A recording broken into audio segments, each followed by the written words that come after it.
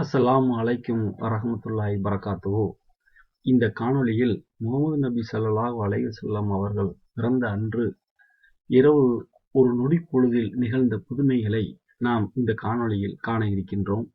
முஹம்மது நபி ஸல்லல்லாஹு அலைஹி வஸல்லம் அவர்கள் பிறந்த இரவு பொழுதில் பல்வேறு புதுமைகள் நிகழ்ந்தன. வணங்குவதற்காக வடித்து வைத்திருந்த சிலைகள் அனைத்தும் தலைகுப்புற கவிழ்ந்து விழுந்து நொறுங்கின.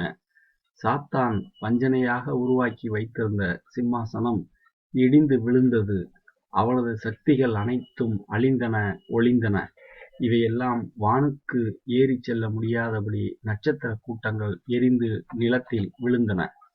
இறைவனின் கட்டளைப்படி குழந்தை முஹம்மது ஸல்லல்லாஹு அலைஹி வஸல்லம் அவர்கள் அவர்களை அங்கிருந்த பெண்கள் விரைந்து எடுக்க நினைத்தனர். இவ்வுலக பெண்கள் முதலாக குழந்தையை தொடுவதற்கு தகுதி இல்லை. எனவே குழந்தையை துறக்கத்துக்கு விரைந்து எடுத்து வருக என்று இறைவன் ஆணையிட்டான். இறைக்கட்டளைக்கு ஏற்ப வானவர் தலைவராகிய ஜிப்ரீல் ஆமினாவின் இல்லம் புகுந்து அக்குழந்தையை எடுத்தார்கள். முஹம்மது நபி ஸல்லல்லாஹு அலைஹி வஸல்லம் அவர்களை அலங்கரித்தல்.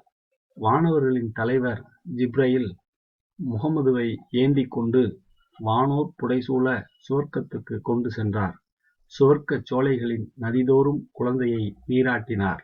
குழந்தையின் இரு கண்களுக்கும் மை தீட்டினார். தலைமுடிக்கு எண்ணெயும் விட்டார்.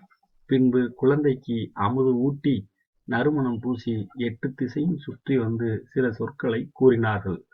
முஹம்மது ஸல்லல்லாஹு அலைஹி வஸல்லம் அவர்கள் பிறக்க காரணம் என்ற பகுதியையும் நாம் இதில் அறியலாம்.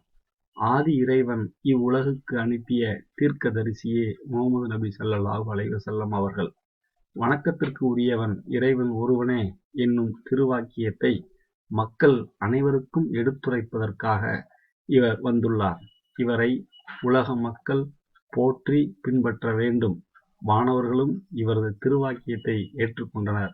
இவ்வாறு சில சொற்களை மொழிந்துவிட்டு ஆமினாவின் இல்லத்துக்கு வந்த ஜிப்ரீல் குழந்தையை ஒப்படைத்து அகன்றார். ஒரு நொடியில் நிகழ்ந்த நிகழ்வாகவே இது சீறாப்புராண இலக்கியம் காட்டுகிறது.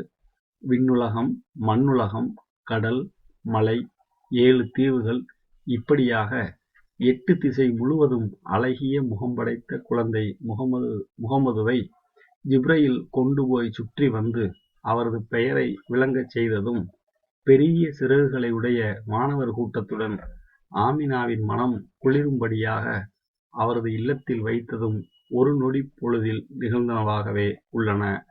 அஸ்ஸலாமு அலைக்கும் வரஹ்மத்துல்லாஹி பரகாத்துஹு.